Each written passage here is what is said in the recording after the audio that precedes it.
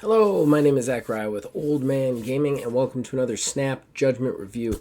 What is a Snap Judgment review? If you have never listened before, it is in fact a review where I think most game reviewers get a little caught up in 100%ing a game or playing it almost to the end.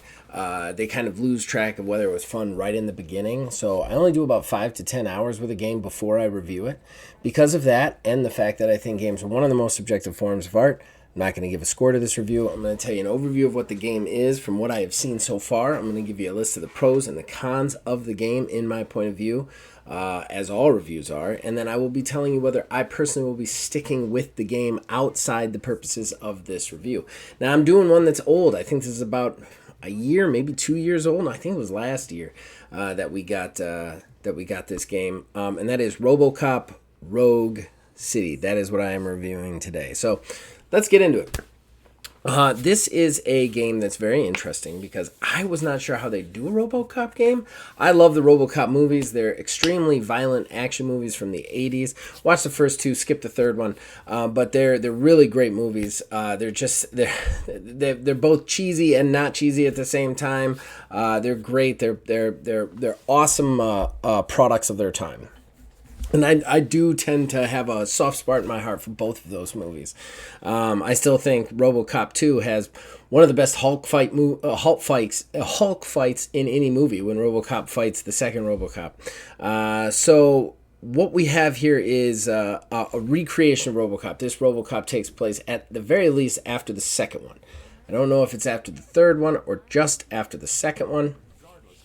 So one of the coolest things here is they've kind of tried to recreate the magic. They actually have Peter Weller and a lot of the original voice cast here doing the voices, which right off the bat was great for kind of bringing you into it. You take the role of RoboCop, which is very interesting because he is a relatively slow, lumbering character, but that makes the fights, that kind of gives the FPS something different to it. Basically, you'll go through, it is, no matter what people would like to think, this is a very linear game. You end up with a mission.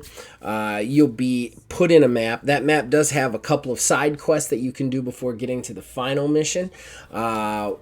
Some of which are very cool and interesting, which we'll get into a little bit later. They can go down to putting tickets on cars, to finding kidnapped victims, to having complete and total shootouts off the beaten path. But nonetheless, it is a level. It's just kind of like an open section to a level sort of thing. So it's not true open world here. But you'll go through that section, doing what optional missions you want to do while tackling the main mission, which will lead you to the next story. The story itself is kind of one that has been told before in a lot of ways with RoboCop. The public doesn't know what to do with him because he's half man, half machine. So some of them hate him, some of them don't. He's kind of glitching out, which we've also seen that. So he's kind of dealing with his own trauma of being basically a resurrected dead man into a machine, while also dealing with some other problems.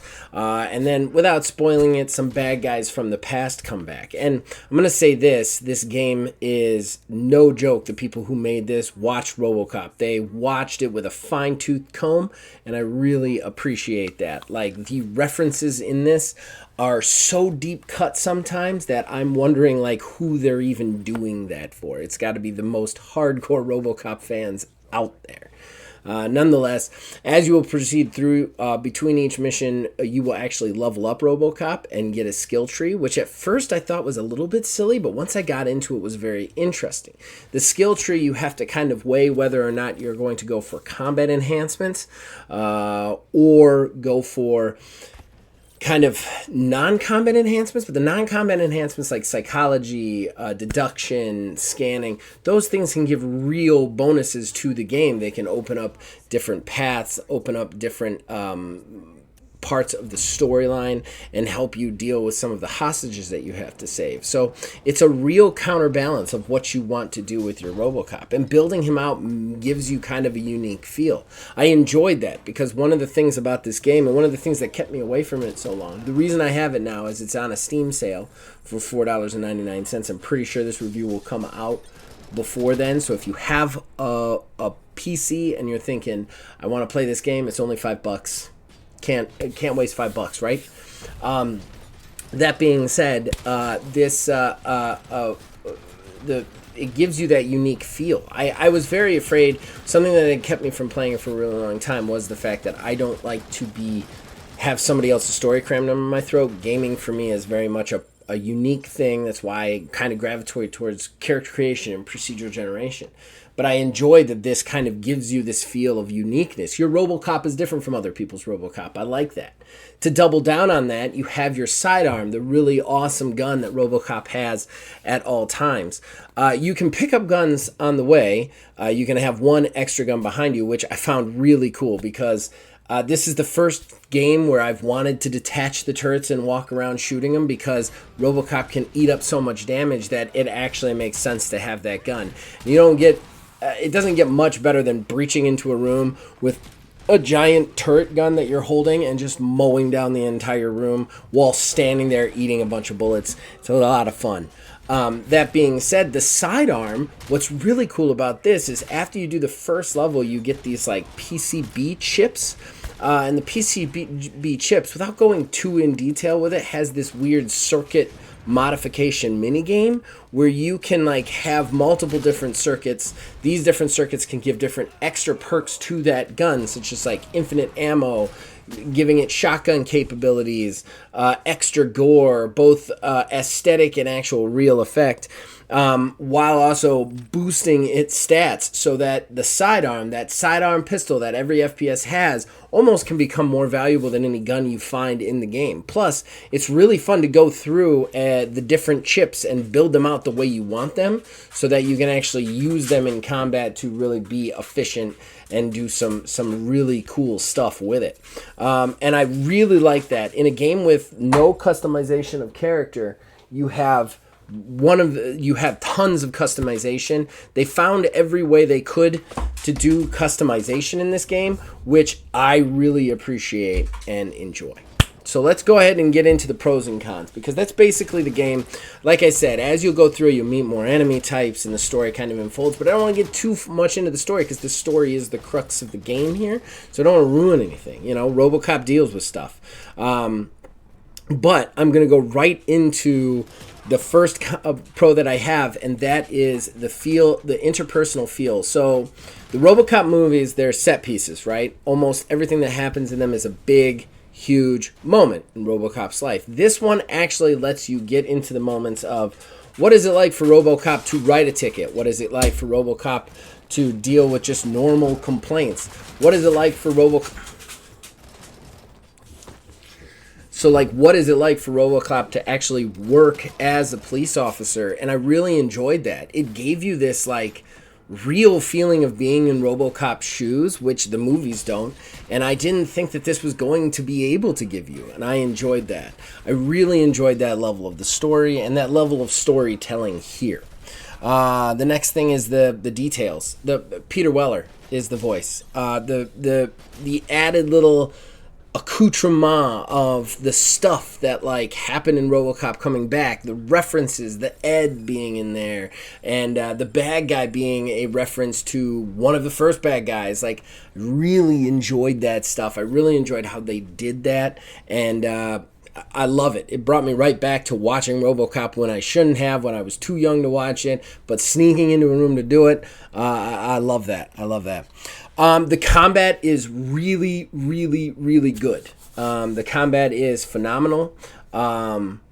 The only thing we'll talk about is some performance and bugs issues, which might slow it down a little bit, but I love the shooting of it. Everything looks great. Everybody is, even when you're overgored, people are exploding everywhere and screaming. Everything explodes or pops. Almost everything in the scenery is destructible or damageable. So, like, when you have a big gunfight in a room, it feels like you had a big gunfight in a room. It is really, really awesome, and you can tell, again, that they are trying to do a lot with a very little here. They have a linear-based storyline, and they just triple down on every detail, and that's one of the things I really like about this. So let's go ahead and get into the cons. Again, pros. this is a great recreation of Robocop. If you want to feel like Robocop, this is the game. It gives you even a better vision of what Robocop is than the movies even could. However, at least on PC, and if somebody out there is going to call me stupid, go for it. But I have tried every setting on my computer, which is well above the settings required or the specs required to run this game, to make this game run appropriately, and it doesn't. It does not run good. The performance constantly keeps dropping out. I get like 10 to 15 frames per second. It's just tons of little graphical bugs and glitches, clipping errors. I am constantly messing with the settings to get through certain levels. In the beginning, it was literally crashing out on me multiple times. And like I said, I have looked over the minimum setting requirements, looked over the maximum setting requirements, and I'm pretty sure I have everything required on this. I don't think I'm missing anything, but I cannot find settings on this that make this game run well on my PC, and that really bugs me. Again, I could just be an idiot. Maybe I'm misreading a spec somewhere. One thing about PCs is sometimes they can make you feel like a crazy person because you're missing one little detail that you didn't realize. But for the time being, I have spent probably about 40 minutes to an hour collectively in the settings trying to find the optimal settings for this game to play and work, and I just can't find it. I don't want to quit because I'm having fun when it's working, but it is a slog sometimes.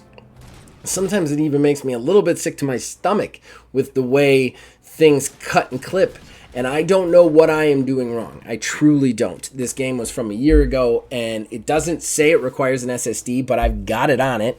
It doesn't say it requires any graphics card higher than what I have. So I am not exactly sure what the issue is. I can't find the sweet spot. Maybe if I put it on a spinning hard drive, but that doesn't make any sense to me because this game was bought and played on systems with SSDs. So I don't understand what I'm doing wrong or if it's a problem. So for now, I'm going to list it as a con because I have done everything in my power to fix this. So I have to just assume that this is the way it is. The thing is this thing has mostly positive reviews on Steam. I haven't seen any reviews that talk about this, which is why it makes me feel crazy. So again, maybe you guys know something different. Maybe you guys will not have this experience. Maybe there is a setting in my computer that I just don't realize I have tweaked. But either way, just want to point it out there because that's the experience I have had. Whether or not I'm going to stick with it, I need to finish this game. Unless the graphical stuff or the bugs get to a point where I just can't play it anymore, I'm going to get through at least the storyline. I really enjoy the combat. I love how the side missions work. I haven't enjoyed a narrative in a story as much as this in a while, like a very heavy narrative. And I'm really enjoying this. It's really like playing through Robocop 4, and I really enjoy that. So yeah, hopefully I got this right. What do you guys think? Did I get it right? Did I get it wrong? You can let me know in the comments below. You can reach us on Blue Sky, Asking Games LLC /OldManGaming. We're on Facebook and Twitter too, but I barely use them. You can also, if you really want to talk to me, join our Discord. It's in the link below. You can influence us in all of our shows from there. I've got a couple more reviews I'm working on. I don't know when they'll be done. They're taking a little bit longer than I expected, which is Windward Horizons for PC. And then I actually want to review Board Game Arena, of all things. So keep a lookout for them. Don't have a release date. Don't know when they're going to be done. But other than that, as long as you guys keep watching this, and we'll keep making them. See you guys next time.